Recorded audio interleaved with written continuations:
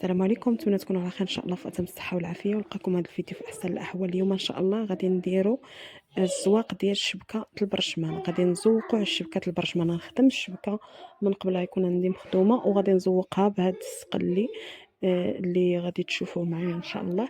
المهم بهذه الطريقه باش كنزوقوا كيجي البرشمان فيه جوج لوينات وكيجي عاطي العين. يعني بهذه الخدمه هذه يمكن لكم ديروا هذا السقلي هذا، يمكن لكم ديروا الحرير اللي عندكم متوفر. بالنسبه ليا انا هذا الموديل هذا مولاتو بغاتو بهذه الطريقه هذه، يعني الحرير والسقلي، حيت الجلابه مخدومه بحرير والسقلي غادي نخدمها بهذه الطريقه هذه. ان شاء الله الفيديو ينال الاعجاب ديالكم.